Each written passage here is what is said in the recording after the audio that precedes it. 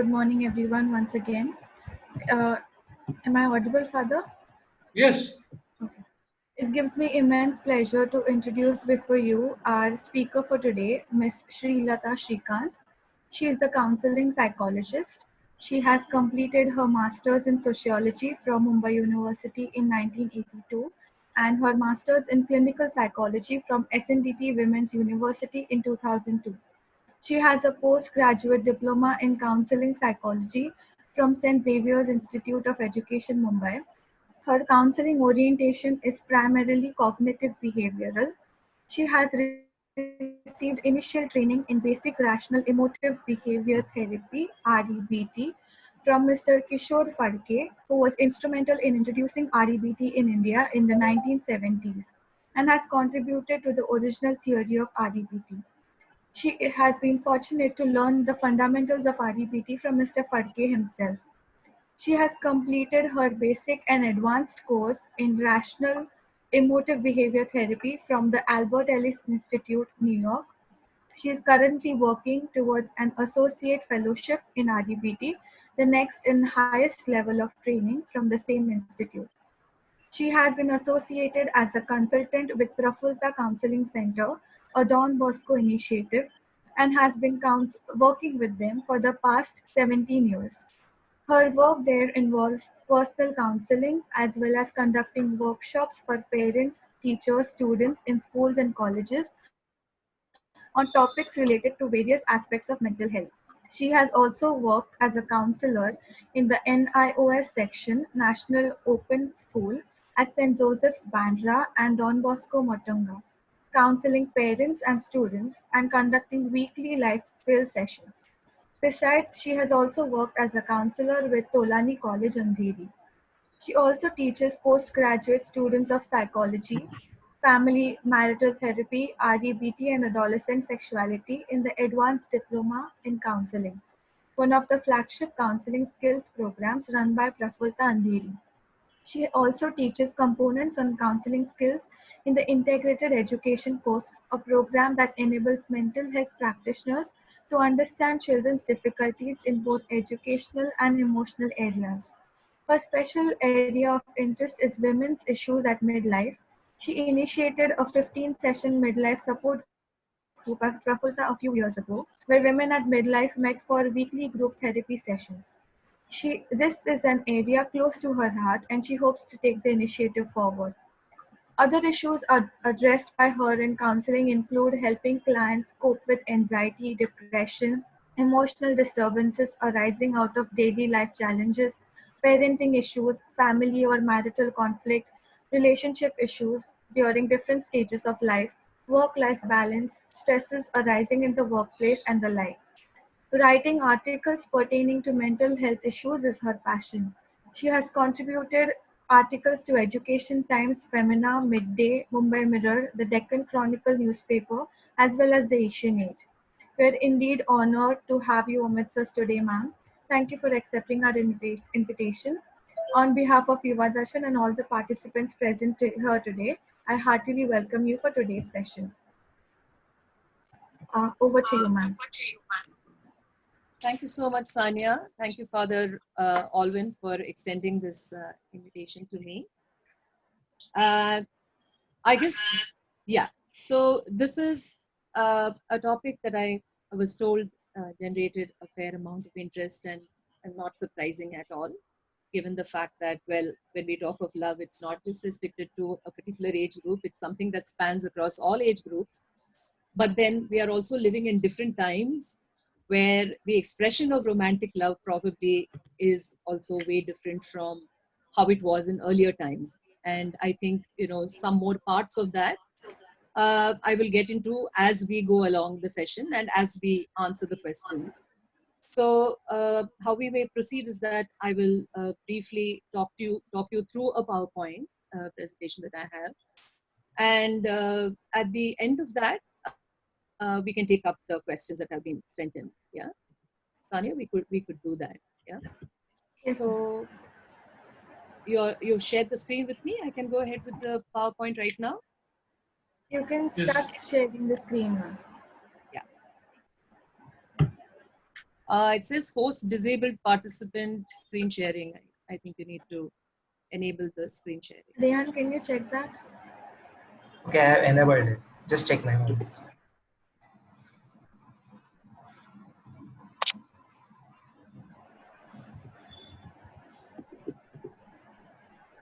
Ma'am, Yeah, can you try? You can try screen yeah, sharing now. Okay, that's right. done. That's Right.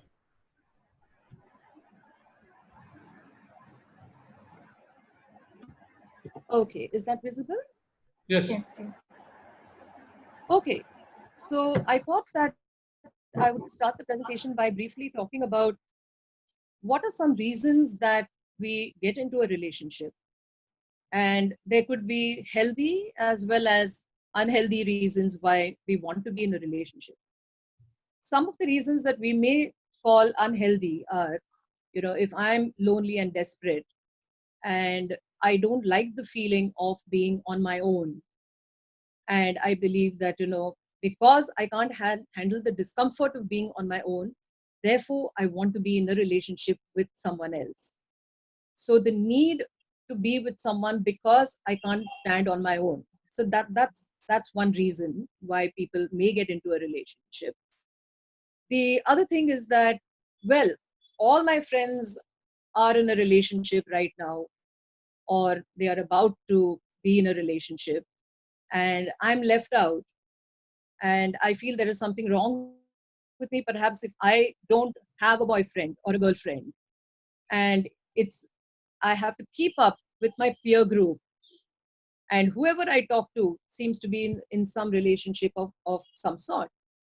So to keep up with my friends, I get into a relationship. That's another one. A relationship can also be some kind of a distraction from problems that I might have. So if I have a home background that's very chaotic, where there's a lot of conflict, or I have problems at work, or I have other problems in life that I'm not able to really deal with very well, this provides me a pleasant distraction from them, and therefore I'm in a relationship with someone. One more reason is in order to support someone who may be badly off.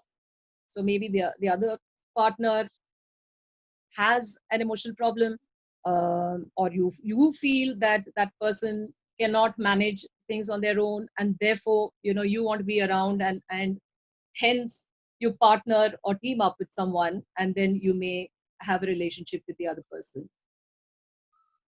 uh, this is an extension of the earlier point, sympathy. I'm sorry to interrupt. Can you put on the slideshow? Oh, one sec. That okay? Yeah, yeah.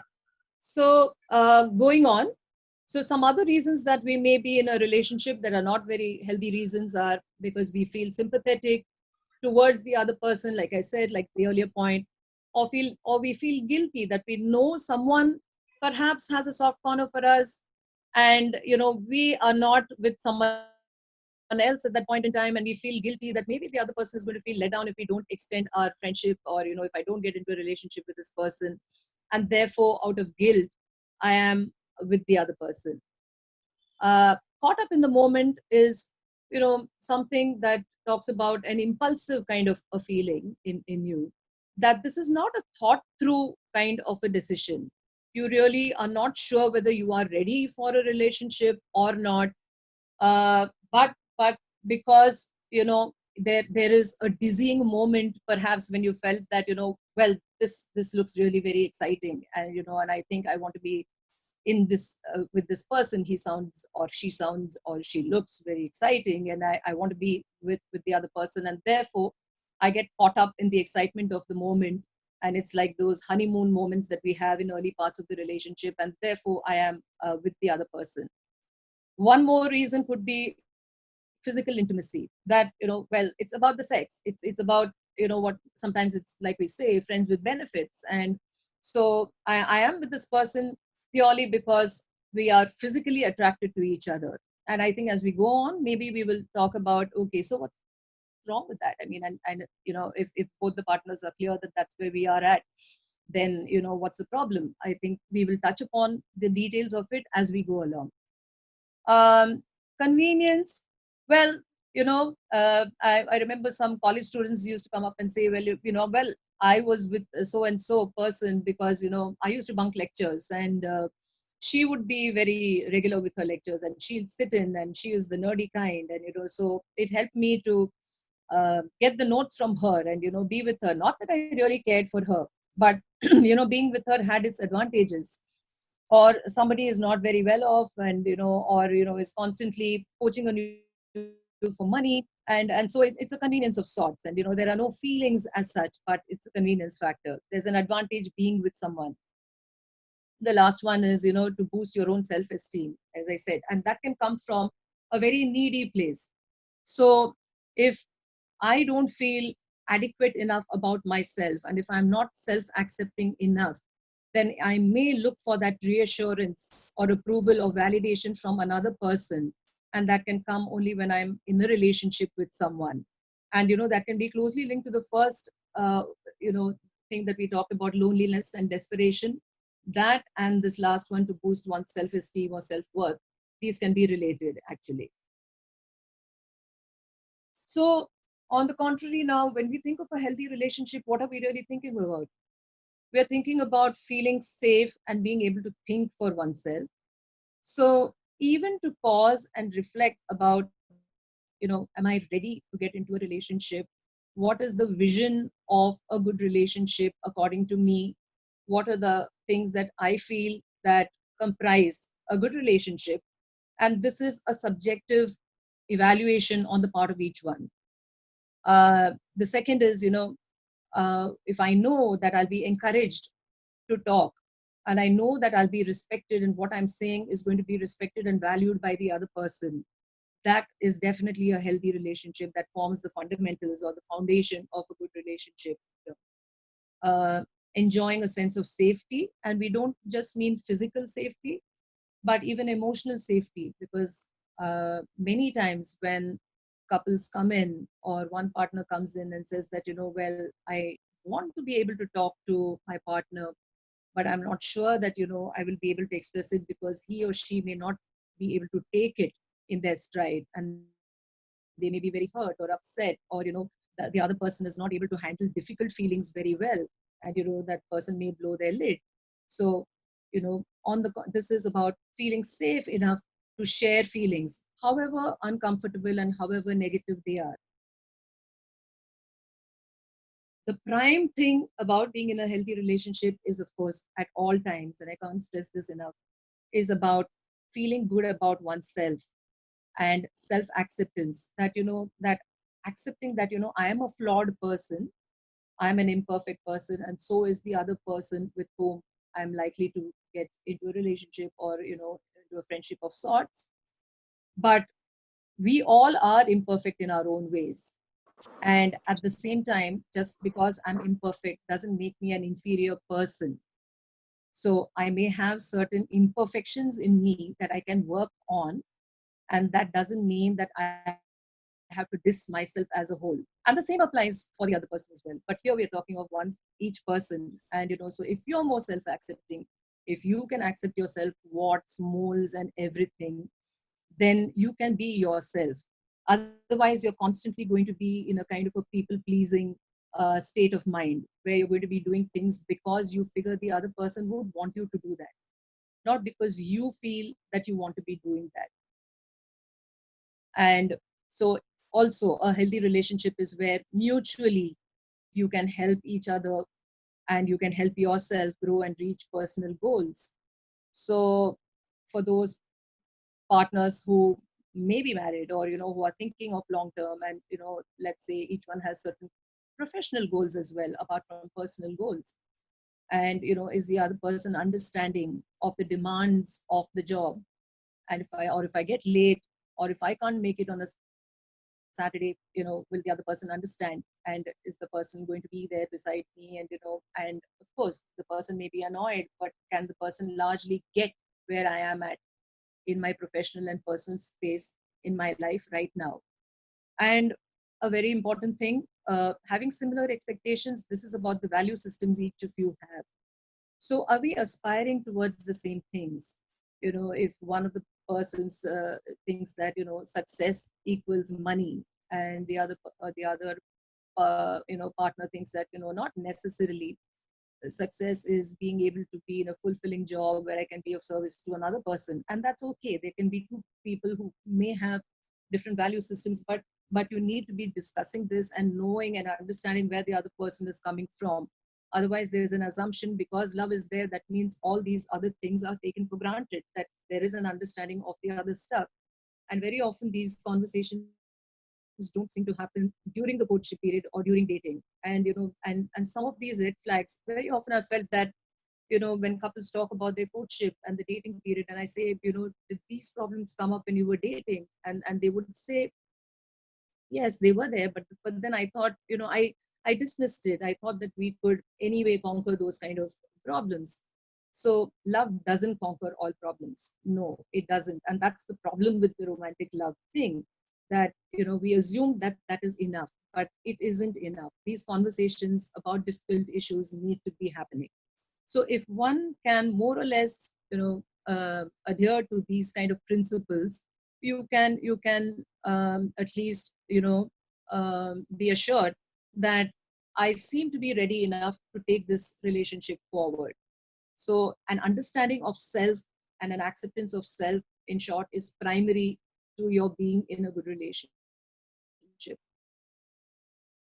Okay, just a second.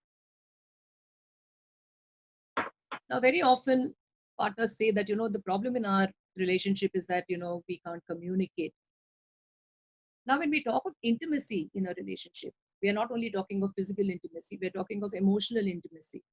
And emotional intimacy means that in any relationship, I have to make myself vulnerable enough. There is a certain amount of risk taking emotionally that is involved in any relationship. So, because if I don't take those risks, and if I don't share a little more of myself and part with a little more of myself, then the other person is not going to know much about me.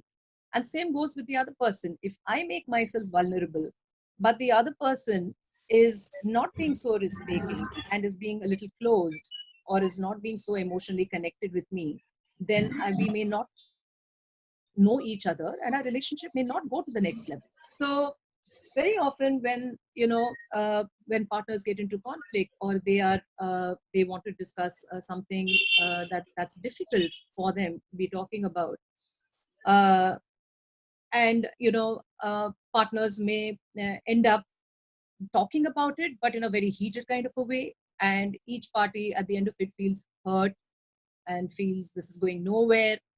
And so one of the things that would be important when you talk to your partner is, to ask yourself, what's really my goal when I'm going to speak to her, or when I'm going to be speaking to him? If I'm going to be talking about the fact that, what, I'm in this job which is highly stressful, and it takes away a lot of the time, and we've been meeting Saturdays, but then I don't think that's going to be possible now for some time to come. And we may be getting less and less time with each other. So what's the objective here? When I'm talking to someone, what's my goal? Do I want my partner to do something or to stop doing something? Is it about a change in the partner that I'm going to be requesting for? The problem with this is that we can only ask or request, or talk through why the person, if he or she changes, that will be a good thing to happen. But our influence on the other person is limited. And however much you are in love, each person is their own being, and I can't make another person change. I can only ask, and I can hope, and I can maybe think that, well, we have a good enough relationship, and I think if she cares about me or he cares about me, he might make these changes, but we can't take that for granted. So there is a problem when if my objective in talking to the other person is that well, I can't come on Saturday nights, and she has to understand that I can't make it anymore on Saturday nights. I can't guarantee that she will understand. That's not really in my control, right? uh, do I want to express myself and be heard when I'm talking to my partner, yes, that helps. Very often, though, what happens is that if you haven't processed what you are going through yourself and your own feelings, then when you talk to your partner, then, it might still not be expressive of the fact that, hey, this is where I'm coming from, and I know that you feel different about it, but my intention is for us to connect. That may not come out if you haven't processed those feelings yourself. If I'm feeling uncomfortable telling my partner that I can't meet her on Saturday nights, and I'm getting pissed off because earlier she would never understand whenever I was late or whenever I had to cancel a date, and then I'm expressing myself, then it's likely that I'm going to come across as a little defensive, or saying that, hey, what, I can't do it, and you've got to deal with this in some manner, right? So expressing oneself also has to be done carefully. Now, or am I coming from a point where I'm trying to justify my negative feelings? Am I trying to prove to her that what I'm doing is correct because professionally this is important for me? I'm 25 and 26, and if we need a future together, I have to put myself out, and I have to bend backwards to make things work. And and if my partner doesn't get it, are my negative feelings rising? Am I feeling that she's being so she's so lacks understanding of my feelings, or she doesn't share my sentiments about this, and so again negative feelings can escalate. So the first three objectives, which is getting the partner to agree to what I'm saying, or express myself, or justify negative feelings, there might be some negatives or a downside to doing that.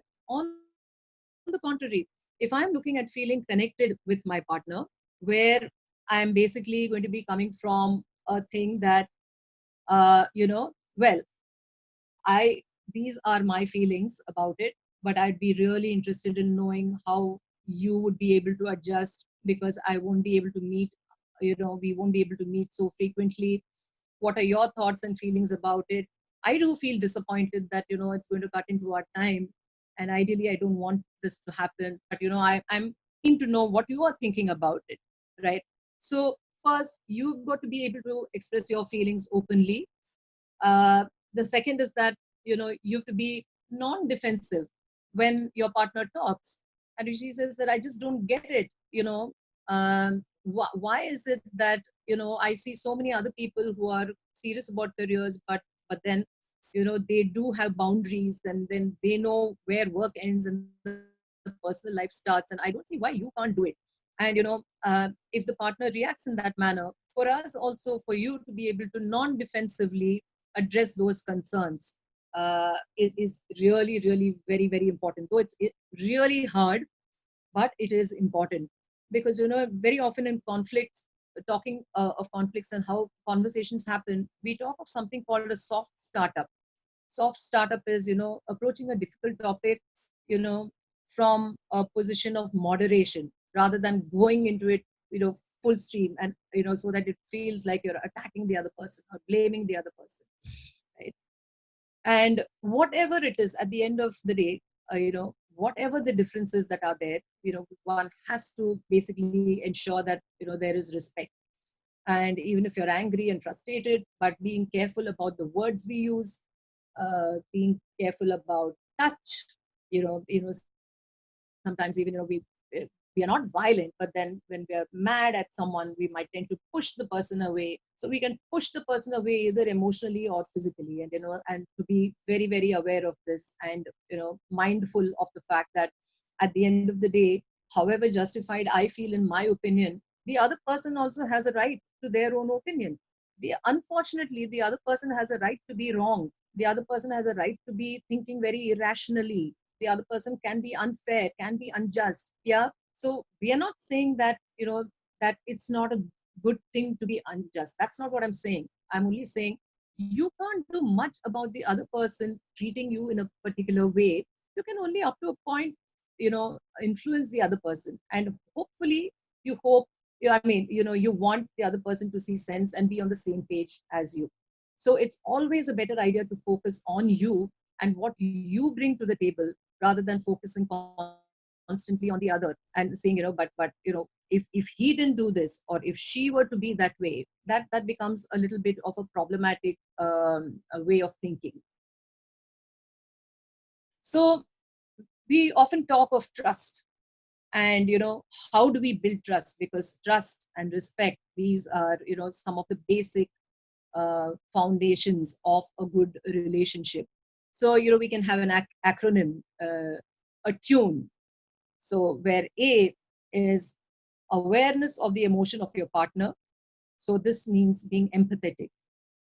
Very often, when we talk, see, I just want to distinguish between conversations. So if there is a problem situation, there are two aspects to any problem situation.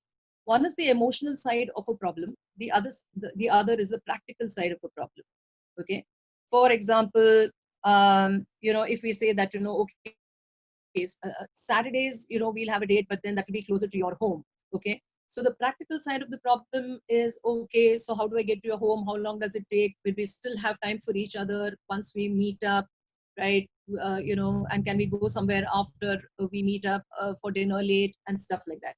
The emotional side of the problem is, okay, if I'm suggesting that I meet up near your home, or I say that you come near my home, what is the other person feeling at that time? Is the person feeling let down? Is the person agreeable to that? Is that person disappointed that, well, he's not me taking me out for a movie, but he's saying that, he will meet me near my home, and what are we going to be doing? So awareness of the other person and the emotions of the other person is very, very critical. And then we turn toward the emotion. Turning toward is, sometimes we know the other person is uncomfortable or is angry or upset, but we kind of we ignore that at that time, or we tell ourselves, no, it can't be so, and because we are not ready to face that emotion at that point in time, right? So it's literally like turning a blind eye to what somebody else is feeling at that time, right? So instead of turning away, we turn toward, which means that we take upon ourselves the discomfort of acknowledging that, yeah, she's not or he is not very happy about this. And I think we need to be putting this on the table and be talking about it rather than running away from the emotion, right? So this assumes the third thing, which is tolerance of the emotion, because a lot of us are brought up in homes where emotional expressiveness may not necessarily be the way to go. And so we sometimes even may lack an emotional vocabulary. And though I don't want to generalize about this, but very often in counseling situations, I find that a lot of the women seem to complain that, well, he just doesn't get me, or he doesn't understand me. I remember once a person came and said that, I was waiting for a rig to take me to the office, and I waited for the longest, and there was an important meeting coming up in half an hour, and I kept waiting and I kept waiting, and I didn't get the rig. I was so anxious and getting so worried, angry also at myself for being so late. And I called my boyfriend and I said, hey, you know what, this is what it is. I'm just standing on the road, and I'm trying, I'm not getting a rig, I'm not getting a cab, I don't know what to do, I'm so flustered. And the boyfriend said, yeah, but you're quite close to the metro station, so why don't you walk up to the metro and take the train? And she said, well, I'm not looking for solutions at that time, I want him to understand.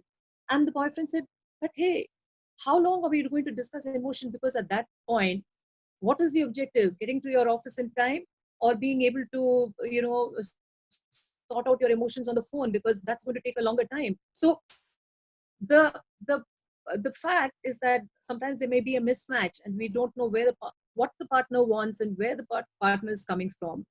So being able to understand the emotion, tolerate it, and also non-defensively listening to the other person. Yeah, feeling annoyed for sure, not agreeing with the other person. We're not saying that, surrender your own feelings and, just go along with the other person. That's not what we're saying. We're saying that, as far as possible, if I can give that kind of of a hearing, which we call active listening in psychology, in counseling, which means listening in order to understand, not listening in order to make my own point and argue about it. So this would be very, very important in order to basically build an emotional foundation of trust that is there, because then each person feels, okay, this other person is really trying to get me. He doesn't or she doesn't get me all the time, but I know for sure that that effort is there, and that becomes really important. This I do want to touch upon. There is a psychologist called John Gottman, and he has done some very, very interesting research for over 3 decades. And he's worked intensively with couples, and he's done research, and he says that, based on his research, he says that almost with 95% accuracy, he can predict when a couple may break up or divorce if they are married. And he talks of four critical factors that one has to guard against when we talk to other people, or when we are talking to our partners or relating to them. One is criticism. He calls it the four horsemen of the apocalypse, and a reference to a biblical reference, but it's seen in this context, which is that, when we criticize, we use certain terms. For example, how stupid can you be that that you did this, or you're so lazy, you know you think things, adjectives that we use, that that tell us that we are targeting a criticism of the person, and not the quality of that person that we are upset about, or the behavior of the person that we are upset about. you know so in criticism, we might use terms like, you always come late, you never reach here in time. I'm the one who's always calling you and wishing you on the eve of something important in the office. You never do that, right? So that would be very characteristic of criticism. Contempt is a sense that we go beyond criticism, and it means that you come from a place of moral superiority. And so there'll be name calling, there'll be eye rolling, mockery, a lot of hostile humor and sarcasm, right? Veiled comments, indirect kind of communication to you that, I mean, you're a dumbass, or you're an asshole. Sorry for the term, but yeah, things like that. And so it goes beyond criticism. You put yourself on a pedestal and you look down upon the other person. And Gottman says that contempt in any relationship could be the one prime factor that can lead to a breakup of relationships. Though the other factors are important as well, but contempt particularly can be very nasty for the relationship. Yeah. The third is defensiveness. So if I'm talking to you about some problem, if I'm saying that, I can't really, why can't you meet me on Saturday night? You told me that you'd meet me, and you've been canceling these dates for the past 3 weeks. You've been doing this, and why do you fix up a date with me when you can't do it, and things like that. So if I meet that comment of my partner with defensiveness and say that, that's the way you're looking at it, why do you think that I'm caring, and and then you get into an angry tantrum about it because you feel she's putting you down, right? So instead of countering it with sympathy, or trying to understand where she's coming from, because she's obviously disappointed that she can't meet you on days that both of you are free, right? So instead of countering with understanding and empathy, so you can be very defensive. So we either meet that complaint with a counter complaint on our side, and say that, yeah, and when I phone you, do you how often have you picked up my phone calls?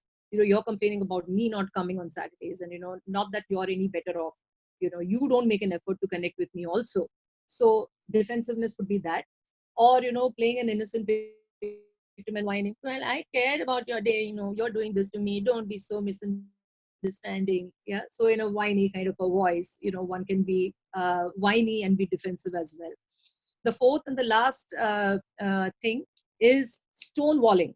So stonewalling is typically, what it says, that it is when one partner emotionally withdraws from conflict and withdraws from the conversation altogether without resolving the disagreement. It happens so often that the other person is mad, or you're mad as hell, but you're not saying anything. You just go into your cave, and then anything that the partner tries or says to make up, or to understand, or to say that, hey, you know what, I may have said something wrong, and but let's at least talk about it.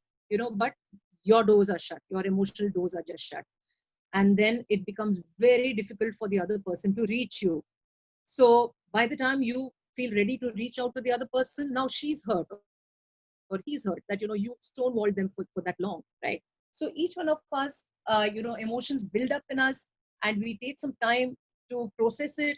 But even for that person to say that, hey, you know what, I'm finding it really difficult right now to talk about this because I'm feeling very, very upset, and I might say something that might harm the relationship right now, or that, you know, we'll be upset more if I talk right now. So, you know, I will get back to this, but in some time, just give me some time, right? Is a good way of dealing with this, because the other person feels very rejected, feels ignored, and feels not cared for when these walls are coming down, right? When the shutting down happens. Uh, yeah. So I just want to, you know, I thought that a lot of the discussion can happen via the questions that come up, and so I'm restricting myself right now in the PowerPoint.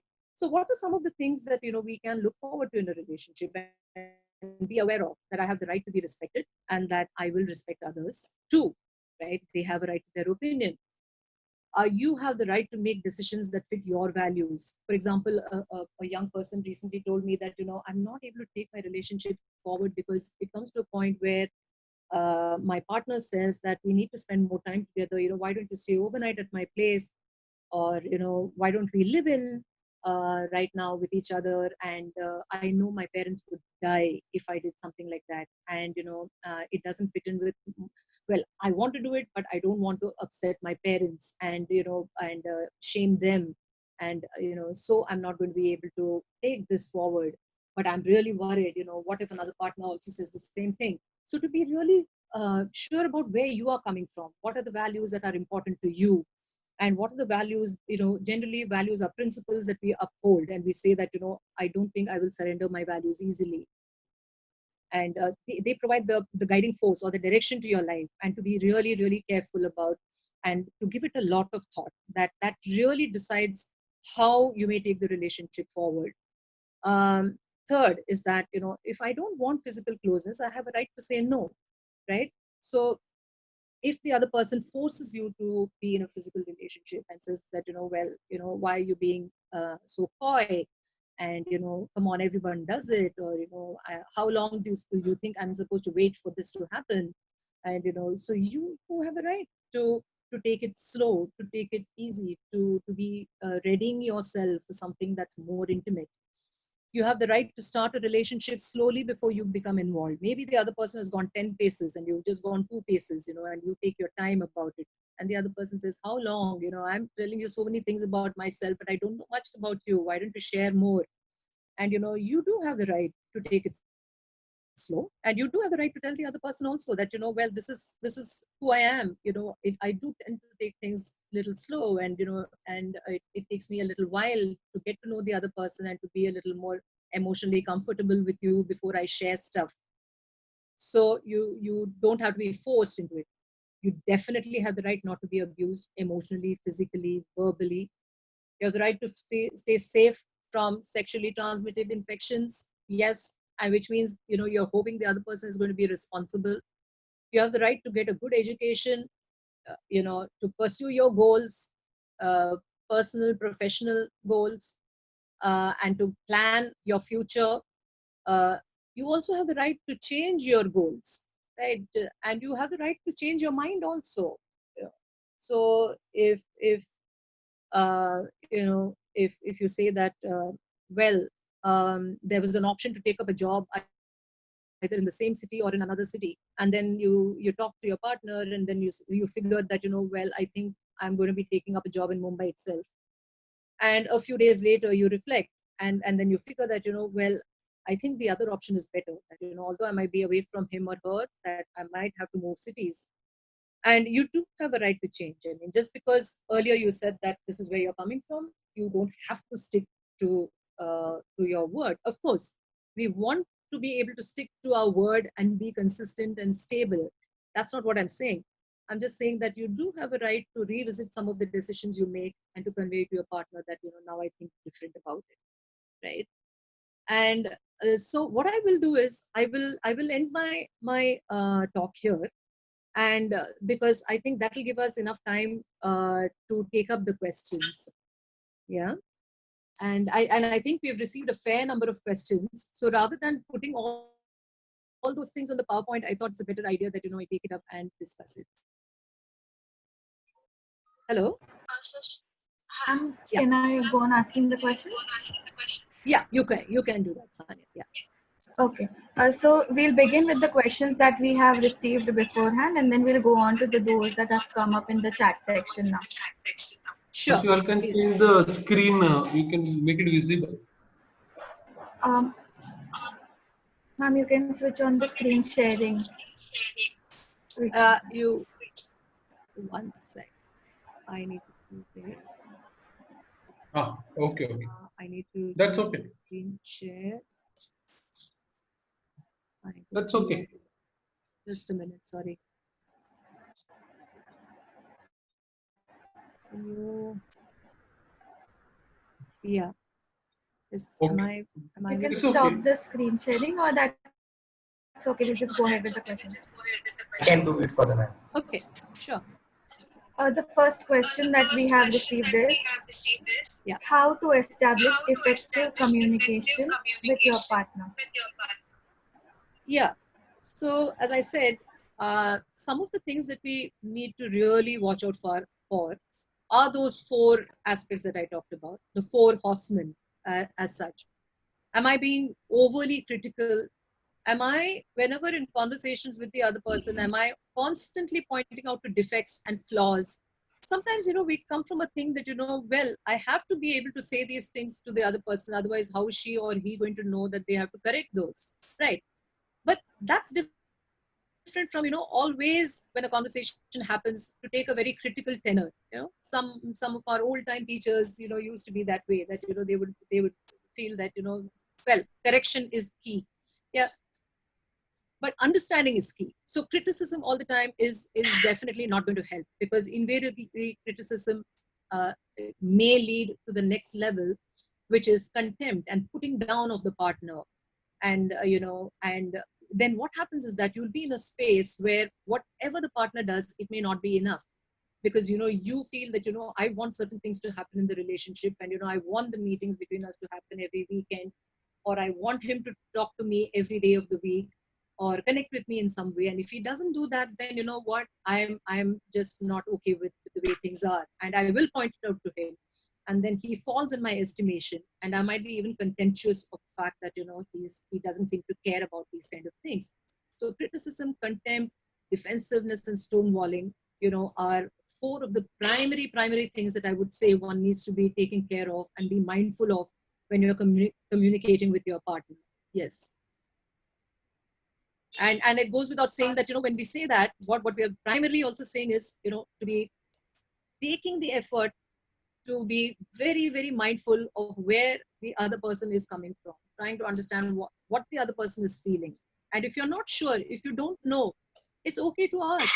You can look at the non-verbals and say that what, even as I'm saying it, I can see that you're looking very disappointed, and I'd really like to know what you're thinking right now, or what you're feeling right now.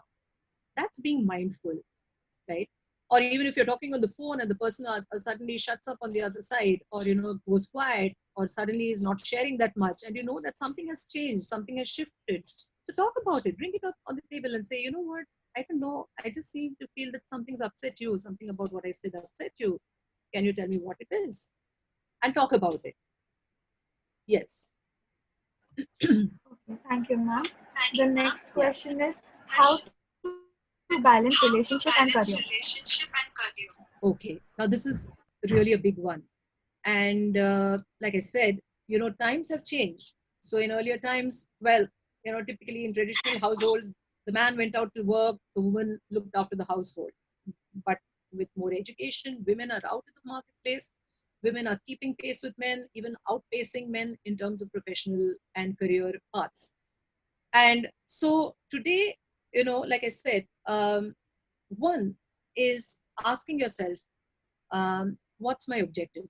Is my objective to balance my work life with my personal life? Um, for example, there was a person who called recently. He was in the consulting line, and he has been in the line for about 9 years. And he said that professionally he's doing very well. He's earning well. He leads a team, and there's no problem. But he says that recently, he said that he's lost a sense of meaning. He's lost a sense of motivation. Going to work is no longer fulfilling, or it's no longer giving him joy that it used to. It's no longer a challenge because he knows what it involves, and down the road he knows it's just going to be more and more of the same.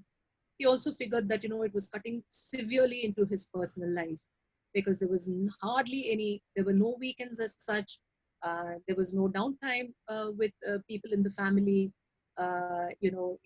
because he used to come home and then again maybe he has to get onto the laptop and then do some more work, right? So the boundaries between professional and personal life right now, also because of COVID, they are very blurred, because a lot of people tell me that they're putting in 14 and 16 hours of work because they're home and because they're available, right? So I think it's really a question that, so this person I was talking about, so he, after 9 years in consulting, he has taken a call to, to put in his papers shortly, even though COVID is on, and even though there's a downturn in economy, and and so he's settling for a job that pays lesser, but where he figures that he'll have a better work-life balance.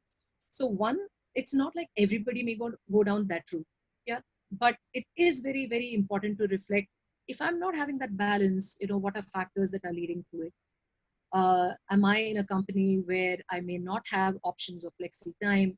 Is this a conversation that I can have with the higher ups? Is there any hope for change on the job front?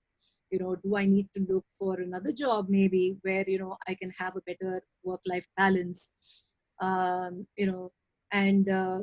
if I can't, and I'm saying that right now I need the money and I can't, I need to save up enough so that later on I have a more comfortable life.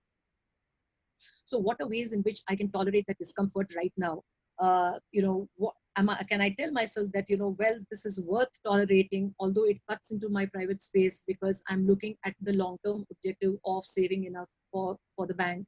I mean, to have a bank balance, or to be saving enough to be married, or whatever. So for you to be really convinced that what you're doing right now is what you want to be doing in the short and the long term. So I think being in touch with what really matters to you right now, and what are you going to be doing anything at all to get to what matters to you? Can you take that risk right now? If you can, would you? What are factors that are preventing you from taking that risk? So I think really uh, reflecting on these things becomes very, very important. Yes, because a lot of times we are worried. We there are things like, if we settle for something else where I might get better work life balance, but then I'm not keeping up with my peers. So what will they think about it? And so there could be factors like that might influence my decisions. And so to be aware of those things is very, very important. Yeah. So, and you may never have a perfect work life balance. It's never going to be 50-50, or or if you want like 60-40, maybe it isn't. And there are some times when it's going to be very skewed. It might be 70-30 in favor of work. Yeah. Also to be able to talk to, have a supportive network of people, and and be able to talk about this. But primarily, I think it is to understand for yourself where you are coming from and what are the value systems that are important to you. Okay, ma'am. Hello? The next Yeah. question is how to reveal the unrevealed secrets to your partner. Okay. So this is a very intriguing question. How to reveal the unrevealed question, the secret to your partner. So I'm wondering whether the person is saying, well, I have a secret that I've kept from my partner, and I'm not sure whether I want to reveal it, whether that's the question, or should I reveal it, and how do I go about it? The one thing that we can say is that um, yes, if there are a lot of, uh, let's say the secret is to do with the fact that I cheated on you, um, repercussions may be pretty high if the partner comes to know on her own or his own later. If you don't talk about it and you don't reveal it, uh, from the partner's side, what could happen is, like I said, if that person comes to know later about it, then he or she may not be able to take it well and may feel even more cheated had you talked about it. So that's one. Yes, there's always going to be the risk of a relationship breaking off should you talk about it. So it's really for you to ask yourself, am I able to live with the guilt of not telling the partner about the secret? And I'm saying it could be cheating, it could be anything, it could be about finances, handling finances in a particular way, it could be about whatever plans you intend to break off the relationship, and you've talked to everyone but you've not told her or him, whatever the secret may be, you know, asking yourself, what are the costs and benefits of keeping this a secret to myself and not sharing it with the partner? How am I justifying this? What am I seeing as the toll of keeping this within me? Is it causing me anxiety? Am I feeling guilty? Am I scared? Where is this fear coming from? Like I said, are you afraid about the reaction of the partner? Um, so uh, so even if the relationship breaks up, some people may think that, well, I'm going to put it forward, I'm going to put it on the table, talk about it with my partner. Yes, there is a risk that the partner may not be able to take it well and that the relationship may well end, but at least I will be proud of myself and of the fact that I was honest and that I chose honesty over secrecy. So I think this is something that you want to think about. uh, then, but there are nuances to this, right? Now, very often people function from the attitude that in a relationship there has to be 100% honesty and everything has to be shared. And if you don't share it, that means you're not in the relationship fully, right? Well, there are some secrets, or there might be something about your past that you figure your partner may not be able to take well enough. Suppose there's one partner who feels that, well, I was sexually abused as a child, and I have a good relationship right now with this person, but I really don't know how he may react, um, or she may react to the fact that I was abused as a child. And I think those are questions that that you may want to take time over. You don't have to share secrets unless you are ready to do it. It's a good idea to weigh costs and benefits of sharing things from your past. If you feel that well, one day it is anyway going to come out, it makes better sense to talk about it. If you feel that those are things that you're over and done with, you've processed it, you're a different person now, or some things that happened to you, you were not responsible, like for example the sexual abuse thing or other things like that, then some secrets you may not want to reveal. So I think there are nuances to it, and you want to really give it a thought. Yeah.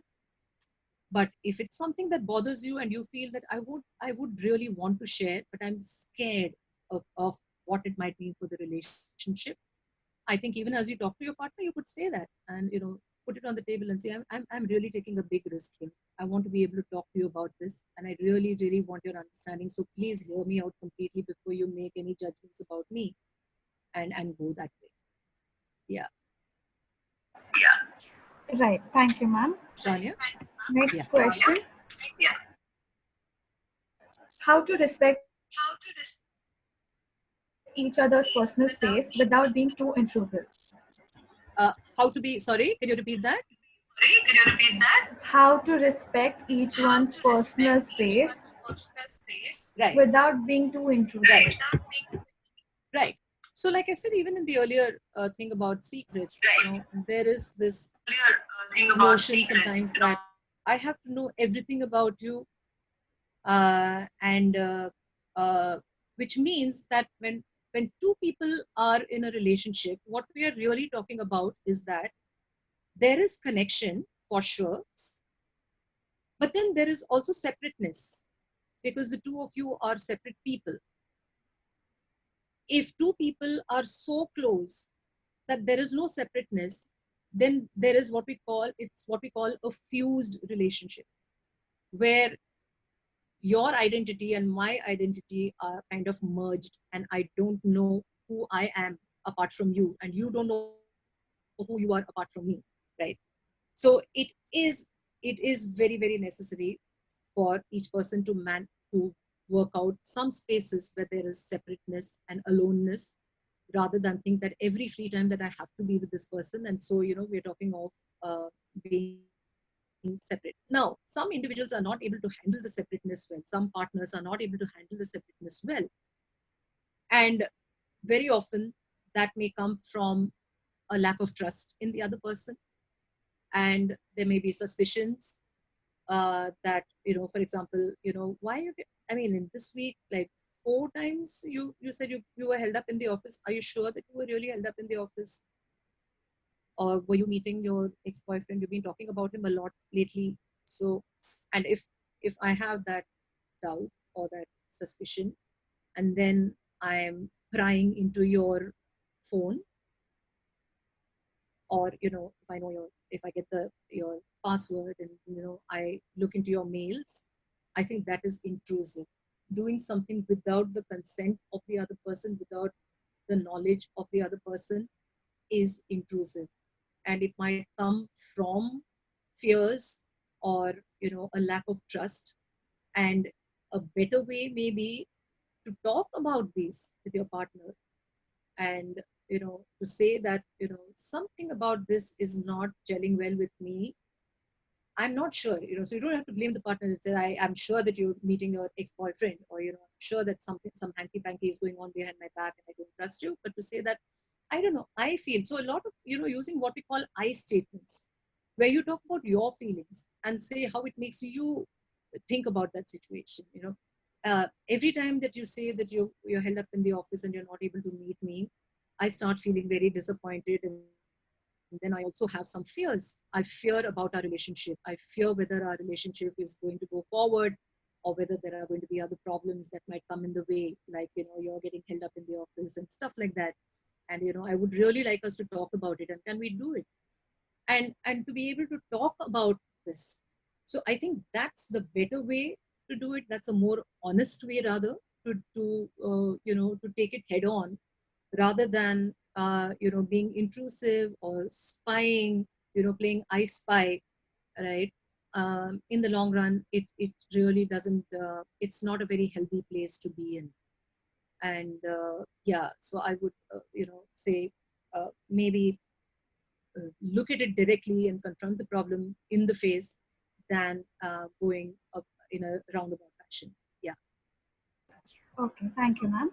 Next question.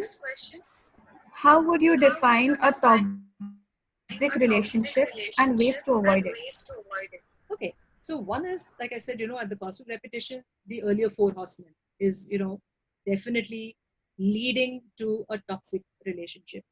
Um, so, and I'm assuming that when we say toxic relationship, we're talking of relationships that are extremely, extremely negative, and where there is, where each person is feeling that there is nothing in this relationship which is keeping me going, and also it's kind of eating up into me. And I'm not the person that I was. I seem to have changed for the worse being with this person, right? I'm losing my sense of identity, and it's just not helping. So some of the factors that might contribute to that, uh, the four horsemen, plus things like violence, for example. Violence that can be emotional, physical, verbal, uh, any kind of violence and abuse could contribute to a feeling that this relationship is toxic. uh, Contempt, again, contempt is something that comes up again and again, this thing of putting down the other person, and in order for you to feel better. And if that happens often enough, very soon the relationship is going to be on a very unequal footing. And then it may not be stable in the long run, right? And neglect is another thing. So if I and indifference, these are other things that can be toxic to a relationship. So if I'm in the relationship with the other person, and I'm being indifferent, so indifference is conveying to the other person that you really don't matter to me. I'm here with you for whatever reasons that I'm here with you, but uh, our equation and you as a person, you really don't matter. And that's the and that is hitting at a very, very raw spot in each one of us, because we at the end of the day want to feel significant, we want to feel that we matter to the other person. And indifference and neglect, which is again, I can spare the time for you, but I don't want to spare the time for you. I'm doing other things, and I'm taking you for granted. I know, and so so these, I think, violence, indifference, neglect, contempt, these are things that that one wants to watch out for.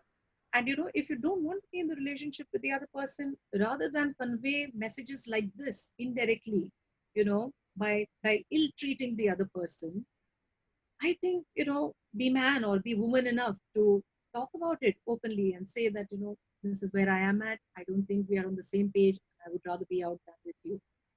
I think that that calls not only for honesty, but also it calls for a lot of courage. And I think it's well worth the courage. So I think that that's what I would probably say to this question. Yeah.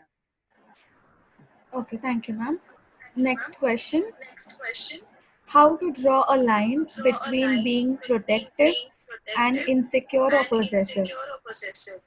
Okay. So let's even try and understand the meaning of these two words, protective versus possessive. When I say I'm possessive of someone, what do I mean? I mean that because you are with me, therefore I own you. How do we own another person? We don't own anyone. We can be very, very, very, very, very, very intimately connected to someone, emotionally, physically, spiritually, in whatever way, but we don't own another person. So if I own you and I feel possessive about you, then there are certain things that I'm going to be telling you that you have to do or you should not be doing. So when individuals are possessive, the idea is to exercise power and control on the other. It comes from those motives. It comes from an idea of subjugating the other person, putting that other person in their place, and having that other person, or demanding that the other person do exactly like the way I want you to do. So it may be to do with the ways you want the other person to dress. It may be about the kind of jobs that you want the other person to take up or not want to take up. Don't work as a secretary because bosses are usually flirtatious, and you will, don't, I won't like it if you take up that kind of a job. Don't wear those very short dresses because people may think you're coming on to them, and don't do that, right? Don't talk in this manner, don't sit in this manner, don't stand up in this manner, don't have so many other friends who are boys. It can work both ways. I'm just taking one as an example, right? So possessiveness is dictating to the other person what you want them to do, and and saying, and if that doesn't happen, I will not take it lightly. So very often possessiveness can be the attitude behind a lot of people who control and who are violent. They are not, and who abuse. That can be the motive behind that. Whereas protection, if I'm saying that I'd like to protect you, it's coming from a concern for the other person. It's coming from I really care for you, and I mean well for you, and I am a little worried when you're coming home late from work, at 12 you say that you're held up, or you're coming from a friend's house that late. I hope you're taking precautions to be safe. So this is a dialogue that you're expressing your feelings to the other person, but also giving space for the other person to think through, and non defensively listening to the other person and saying that, yeah, this is where I'm coming from, but I understand that you have your own take on what's going on, and I respect that, and I'm trying to understand that. So that, I think, so you're not, protection is not about control or power. Very often though, people who are possessive may mask it, and may couch it in these terms, and they will tell you that at the end of the day, I just care for you, right? That's why I'm telling you all this. I really deeply love you. I want to be protective. No, but protective and possessive are completely different things. Okay. Next question. Yeah. How to keep your long distance relationship healthy? Okay, this is another biggie, and I guess there are going to be more and more of this happening. And I was reading one article where they said in the US and things, it's so common that even partners who are married and then working in different places, and then traveling traveling over weekends to meet each other. So they are called commuter marriages. So we are forever traveling. And one, I think for a long distance relationship to work, I think it can be very challenging. It has to be based on a lot of trust on each other, because if the separations are going to be long, and if the meetings are going to be fewer, then it means that I have to be able to trust that, that you are with me emotionally and not be going astray in any way. That I trust you enough that I know that you are committed to me, and that if you do have other kinds of feelings that are that you don't want to be with me, that one day you will honestly come up to me and talk rather than doing something behind my back. So I think it can be challenging in the sense that, yeah, it involves a lot of trust. Also, what may happen is in long distance relationships, because we're connecting once in a way, you each one of us wants to present our best side to the other, and sometimes it can be kind of you're being overly careful, or not wanting that 1 hour or 2 hours that you have with each other during the week to be spoiled by other problems and some disagreements you may have had with that person. So some individuals don't bring up those issues for fear that, well, this is going to disturb the equation, so I'd rather keep it safe rather than get into murky waters. So I'm not bringing up things that are bothering me, right? In the short term, that's okay, but some or the other day this has to be brought up, especially if you know that your partner is going to be away for a longer time. How long are you going to keep these resentments and that anger or whatever it is, or the disagreements? How long are you not going to be talking about it? Yeah. So I think what happens is that one tends to get a little overly careful when you're in a long distance relationship, and there are a lot of questions that arise, and probably it's also a space where we may have to use a lot of our imagination to make that relationship still stick, because we may have to call to our mind past meetings when we've had with that person, and we've shared the togetherness and the closeness, and to be able to connect with that emotionally, maybe look at pictures, look at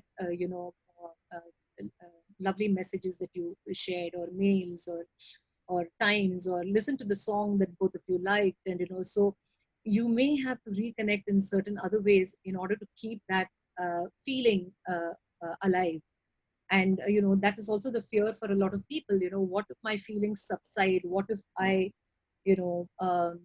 start feeling disconnected with the other person? And I think it's extremely important for the two of the individuals to talk about how long is this arrangement going to go on, and are we looking at, for the next 5 years or 10 years, this is how it's going to be. Now I am away from you, now next you are going to be away from me. What are we looking at, and what is its impact on the relationship? Would we be able to take it? Do we think it's worth taking that kind of separation? So I think all these questions are really important for the two partners to be sitting and talking about as well. Next question, ma'am. Yeah. What is the difference between love and lust, or affection and attraction? Okay. So love and lust. Um, so let me put it this way: when we say lust, immediately one thinks of the physical, right? We are talking of sexual attraction. A feeling, an instinctive urge coming to the fore, and that we are connecting with the person essentially at the physical level, right? When we talk of love, we are talking of being drawn to the other person, not just based on physicality, but other things where we think that we resonate with the other person. Love may contain lust. Love often contains lust, and so I love you, and I'm drawn to you as a person, but I'm also attracted to you physically or sexually, and that's the package that love may be. Lust maybe purely, could be an infatuation, could be, very strong feelings of physically being attracted to another person, swayed by what you see, swayed by the externals.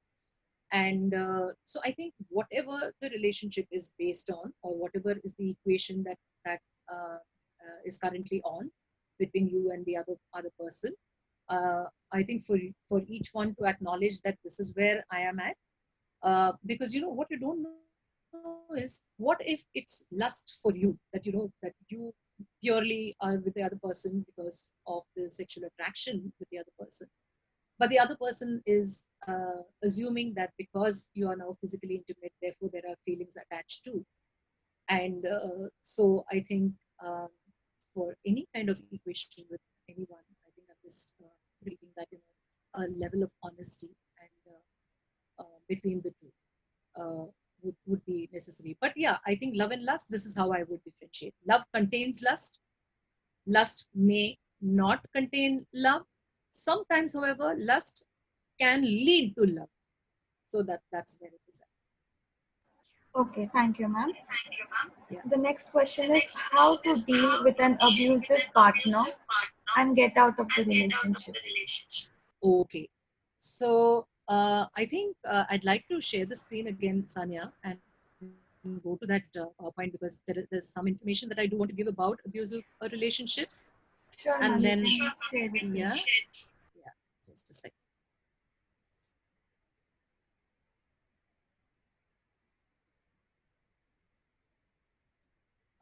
Is this full screen right now? Okay.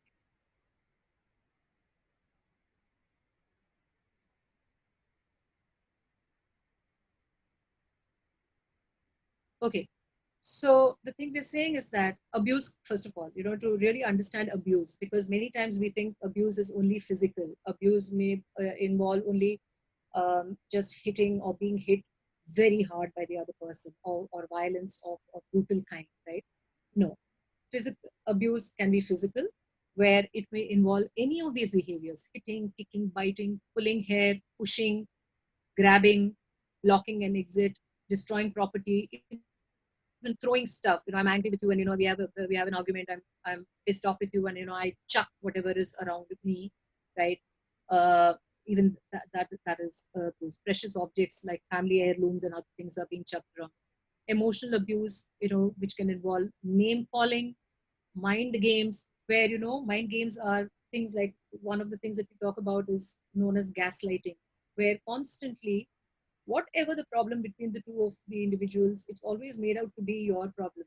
You are the one who's more emotional, you are the one who's so whiny, you are the one who makes me angry, you are the one who provokes me to say those bad words to you, or to hit you, right?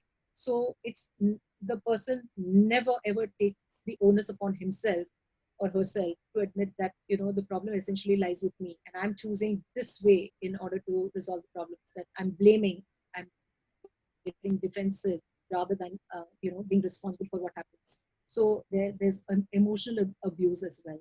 Sexual abuse can happen when it involves assault and rape, and doing things without your consent, essentially. Consent is a very, very, very, very important word in this. That asking the other person and then going, versus pressures and threats. And if you don't do this, then I'm going to talk about this to, I'm going to show these photographs that we have shared to someone else, but I'm going to talk about this.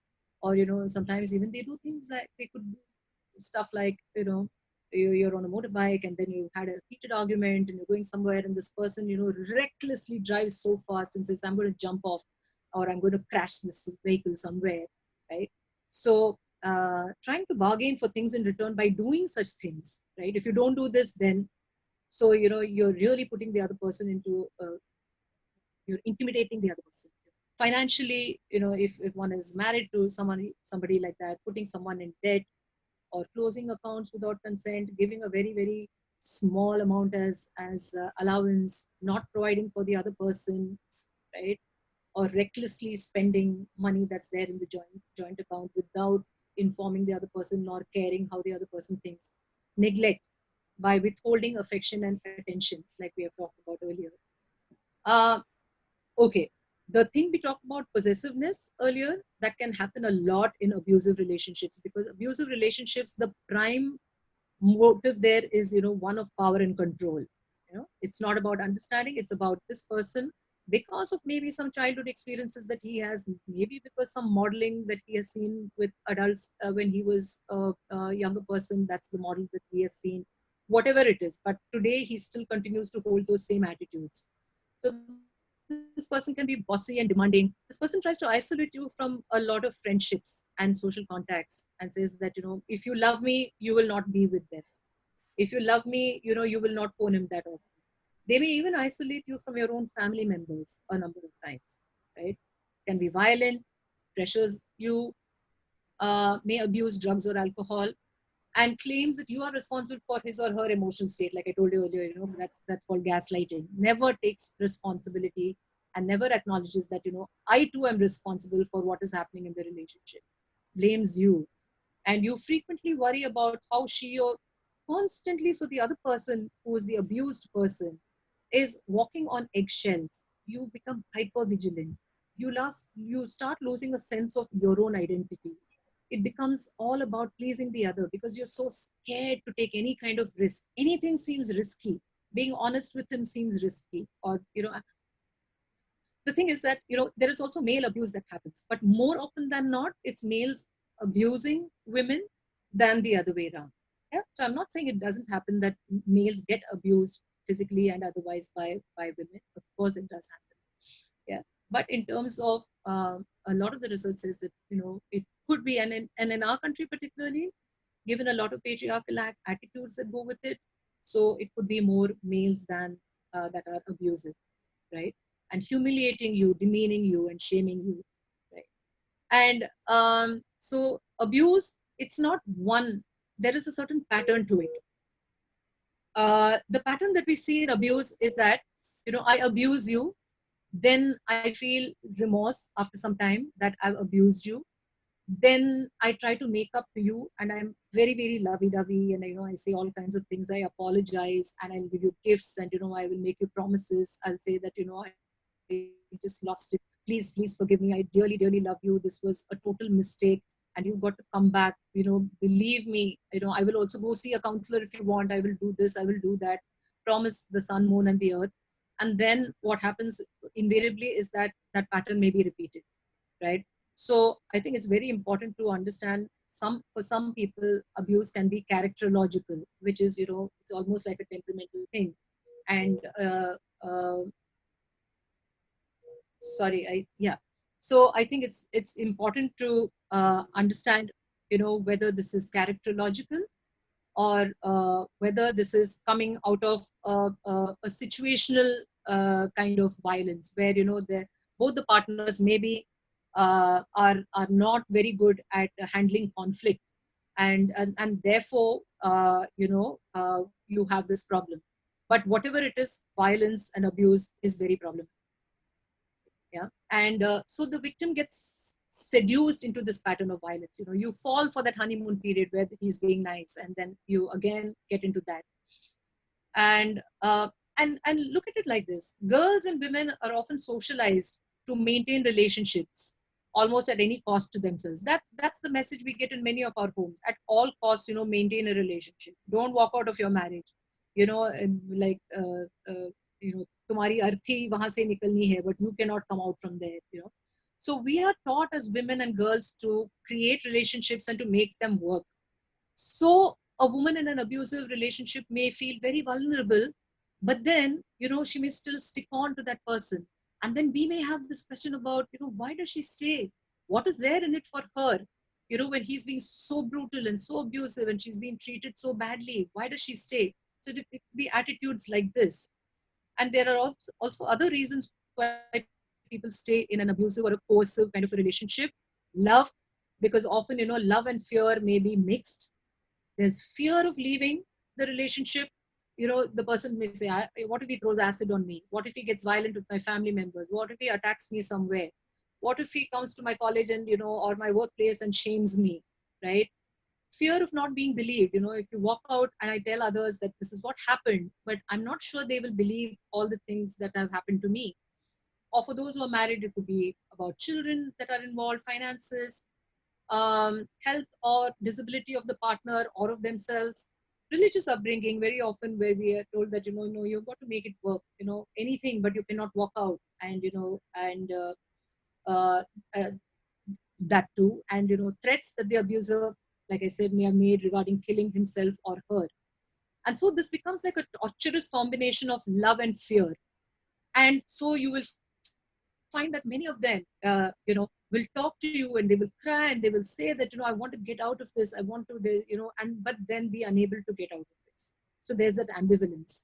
They want the violence to stop, but the relationship to continue. And very often these two things may not be able to go together. So you may, if you opt for relationship, then maybe the violence is coming as a package deal. And so these are incompatible. They don't go together, right? And if you want the violence to end, maybe you'll have to walk out of the relationship. And I would suggest people who are not able to decide for themselves, to be able to talk to family members, to seek help, professional help, I think is really, really, really important. Nobody deserves abuse, not at all, right? And the thing is that many people also stay on in abusive relationships because if there is some trauma from our childhood and we've not worked through those traumas, we may still place our partners on a pedestal even if he's treating us like shit, right? So we may idealize our partner when he's treating us at his worst or her worst, right? And this may be well to do with some things that that reflect to your childhood. For example, there's a girl who is being physically abused by her spouse every 3 or 4 months. When he does that, she comes back home to her parents. She stays there for a month or two. Then he will come. He'll woo her back. She goes, and this is the pattern. And she says, well, you must be thinking, she tells me, you as a counselor must be thinking, what kind of a person am I that I can't even have the guts to walk out? She says, what goes on in my mind? I tell myself, all no relationship is perfect. Some relationships have money problems, some relationships have sexual problems. And I'm telling myself, so mine has violence problems, so what's the big deal? Mine is also not perfect. That's the kind of thing that some people may tell themselves, or the fact that I deserve this violence in some way. So this is something that that you have to bear in mind. You are not to blame for being battered. You are not the cause of the person's abusive behavior. Nothing that you say or do justifies violence. The same thing, if there if there was a more understanding partner, would that partner abuse you? So how come the same behavior by you elicits very different behaviors by a more understanding, non-abusive person? So you are not the cause. It's to do with that person himself. And you deserve a safe and a happy life, and to be treated with respect. So this is something that I really wanted to convey about the abusive relationship. Yeah. Thank you, ma'am. We have quite a few questions, so maybe you can briefly touch up on them. Yeah, I wouldn't mind. Would people have the time? I have the time. I'm okay to do that. Yeah, sure, we can continue for about 10 minutes more. Sure, sure. Okay. The next question is I think there's how, some in the chats as well, right? I think if yeah, maybe, we'll go on to that. yeah, Just sure. one more two questions that have come previously. Yeah. How to handle rejections or friend zones, how to deal with heartbreaks, and how to deal with one sided love. Okay. So rejections and breakups can be intensely, intensely hard, right? Because when we are rejected, we we not only think our love is rejected, we think it's our person that has been rejected. We feel that we've been reduced to nothing, right? Now, a person who comes from a very needy space, if the way I think is that I need the love and approval of a person, of my partner, as opposed to another person who thinks that, well, I think love and approval from my partner is important, but I don't need it. I want it, right? So one person may want approval in a relationship, the other person may need approval. When you need approval from someone and that other person does not give you the approval or rejects you, then you are likely to feel devastated. Because all along, when you're needy in a relationship, you are telling yourself that, you know, as they say, needy makes you greedy.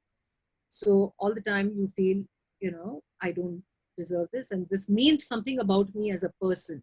This means that I'm not good enough. So especially those who come from a needy space are quickly likely to are likely to go to this thought very quickly, that she rejected me or he rejected me because I am not good enough, right?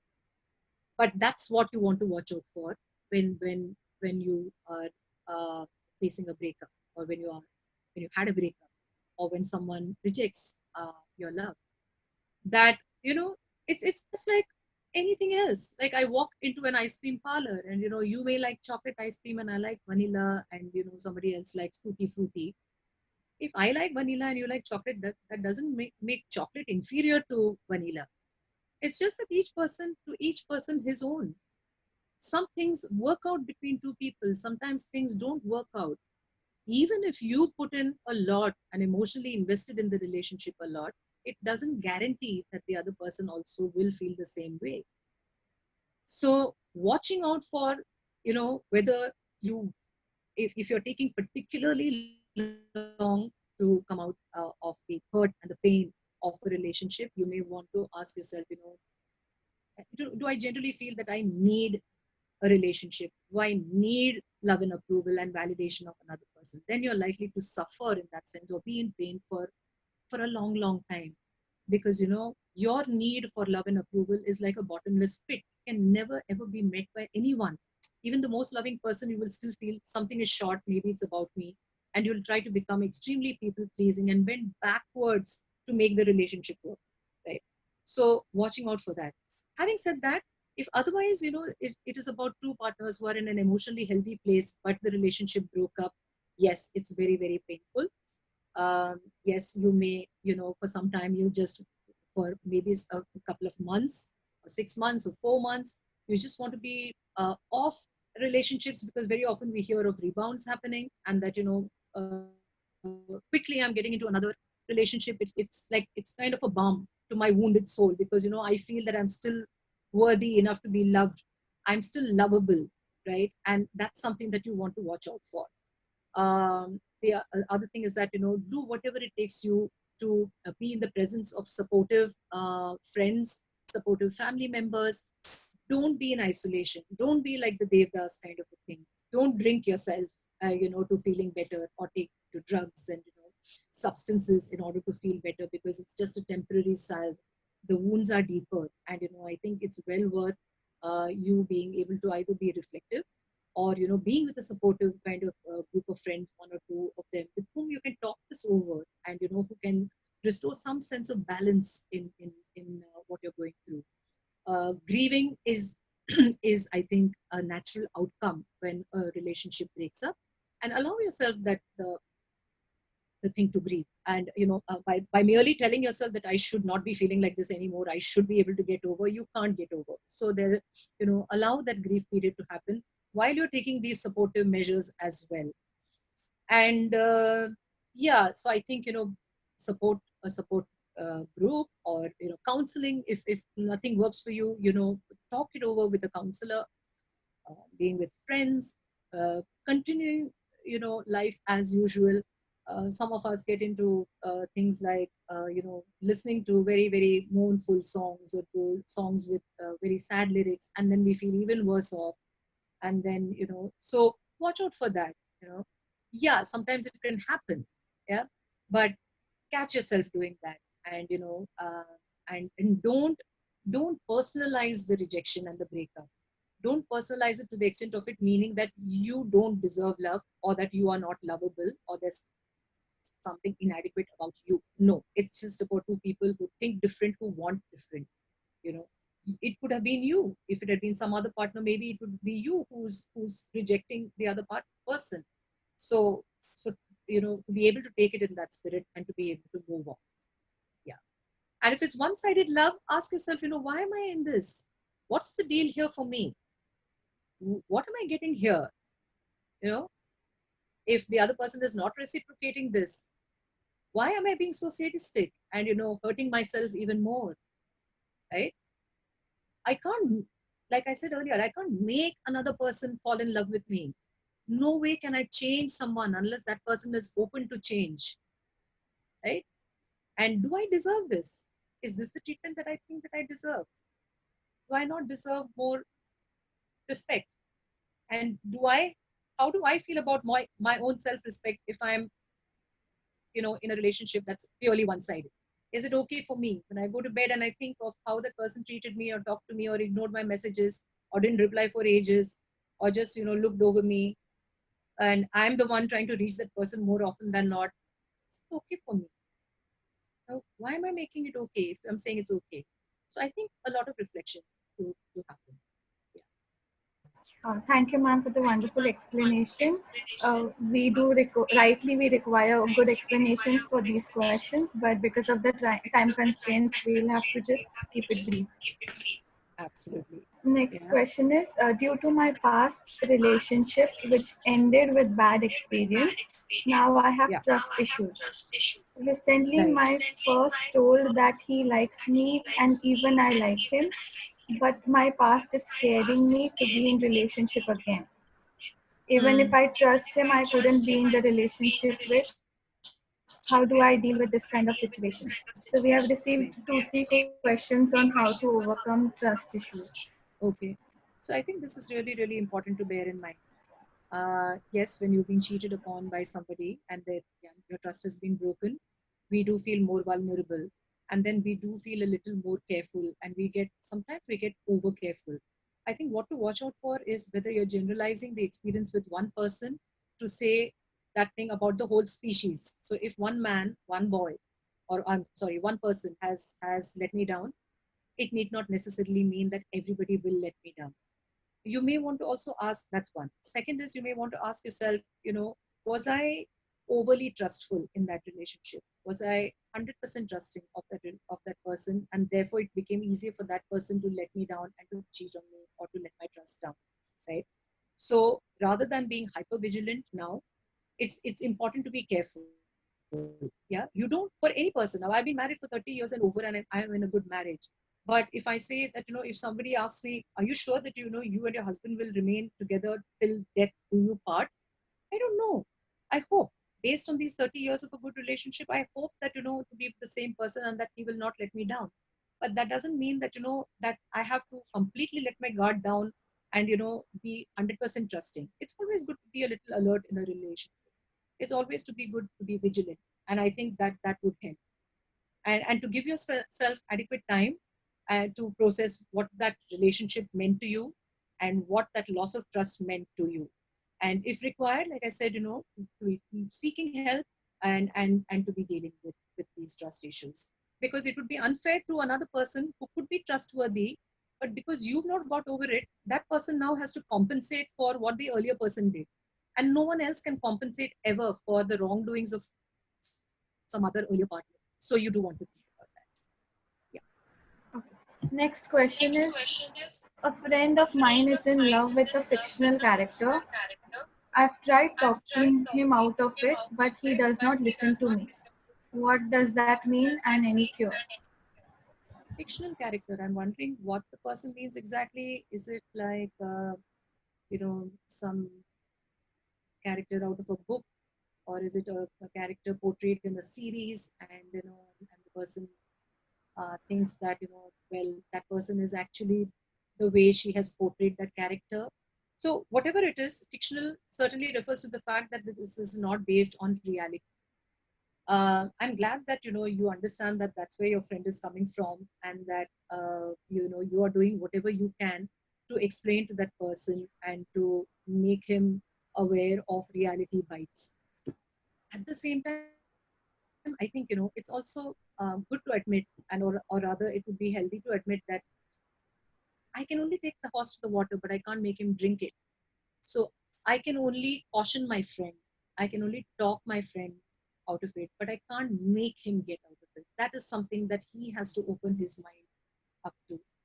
And if he is not open to receiving what I'm telling him, no amount of explanation to him or reasoning with him is going to help. So I think you are doing your bit. And I think it might be okay also to tell your friend that, I really feel sad for you, but I'm feeling frustrated because I'm not able to get through to you, and I just hope you won't be you won't be in too much pain because of where you are at. I think it's okay to be doing that. To recognize our limitations is all right. Hello. Next question, ma'am. Yeah. While talking about intimacy and communication, in question of do you want to, what if you are not sure about your side? So your voice broke a little. So you're saying in terms of intimacy and communication, what if In, you're not sure whether you want to get intimate with the other person? yes. Okay. So, like I said, intimacy can be on various levels: emotional intimacy, physical intimacy. Okay. So I don't know whether emotional intimacy is there, and the person is now talking of, do I get? Am I ready to be? I'm not ready to be physically intimate. As I said, you can take your time. It's important to touch base with your values and to see where you are at, and am I ready to go the next step? If you have reservations, to be talking about it to the person concerned, and also expecting maybe the person would understand or may not understand, and to ready yourself for whatever answers that you will get from there, because it's important that you be sure of where you are coming from. That's the only thing that you can be sure of.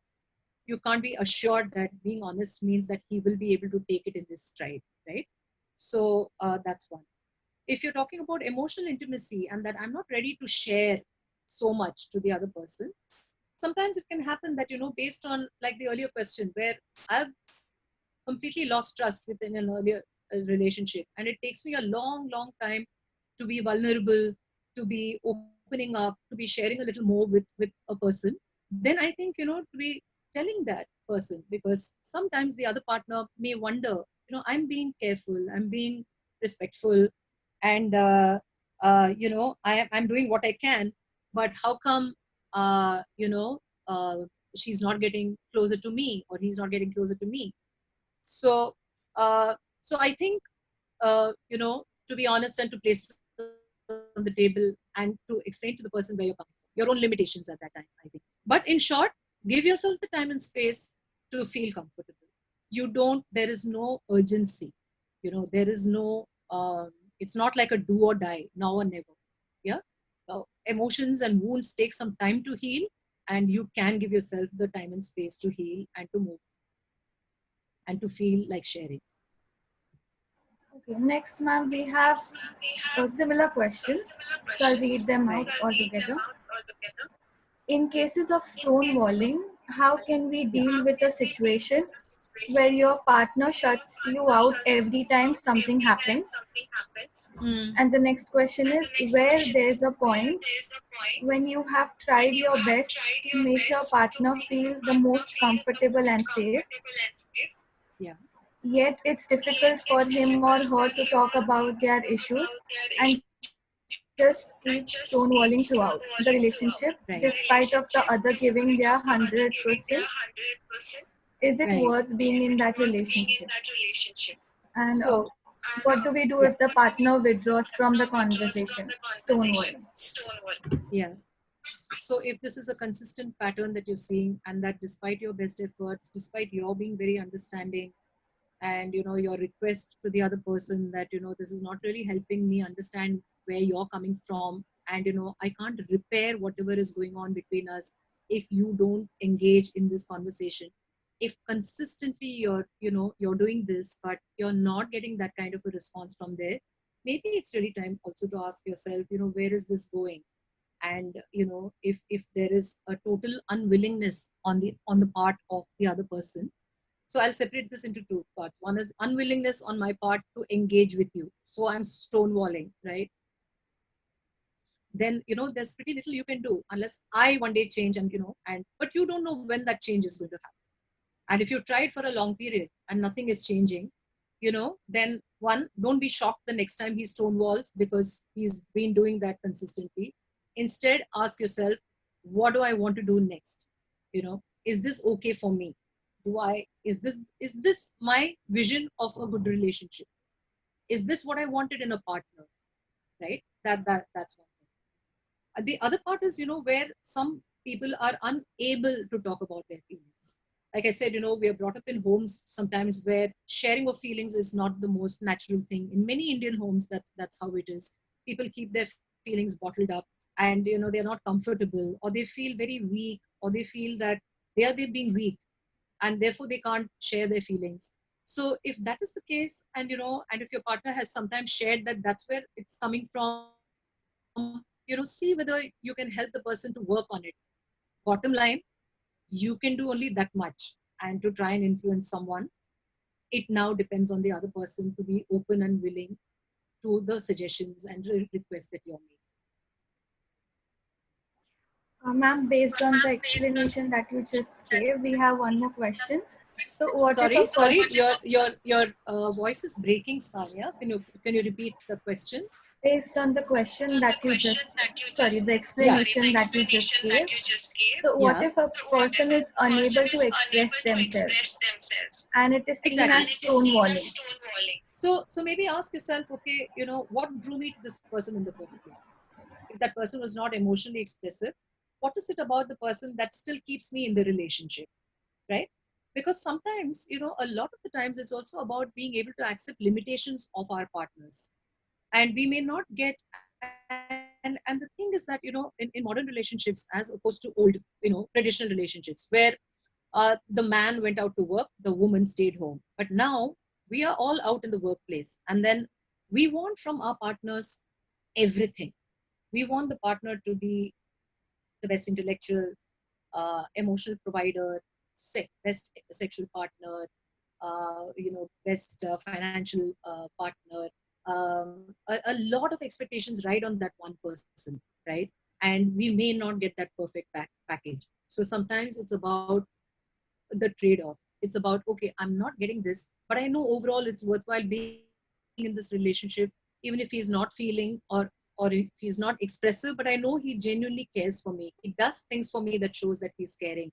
He tries to make up in some other ways when we've had a fight, right? So maybe watch out for that and ask yourself, is it still then worthwhile my being in the relationship, right? And to enable that person to be talking about feelings. Maybe you can ask, I'm wondering what you're feeling now. From your face I can make out that you're angry with me. He may not say that, but maybe you can use some helpful sentences like this, or helpful questions to him. you know uh, so I think that that's about what you can do. And if you feel the relationship is worth it because there are other qualities that really make up for his lack of expressiveness, fine. That's what you want to see. you know so this might be one aspect. Weigh the whole relationship as well.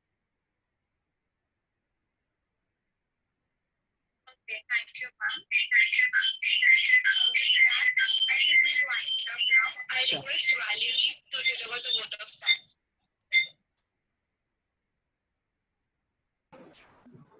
Good afternoon, all. So, as all good things must come to an end, so is the seminar. On behalf of all the participants, I thank our resource person, Ms. Srilata Srikant, for giving us a very informative session on the problem with romantic love and how to deal with relationships.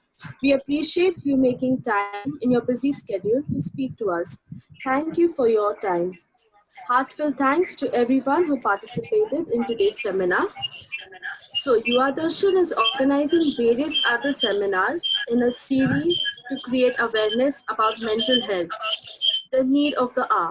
These series are a part of the We Care for You campaign, and we have a helpline number that's always available for people. The helpline number is 9096 555 666. There are other sessions coming up next weekend, so stay tuned. If you haven't registered, please do so and also share it among your friends and family. A special thank you once again to Ms. Srilata Srikant for spending this Sunday with us. With, with these warm words and kind message, we move to the end of today's seminar. Thank you.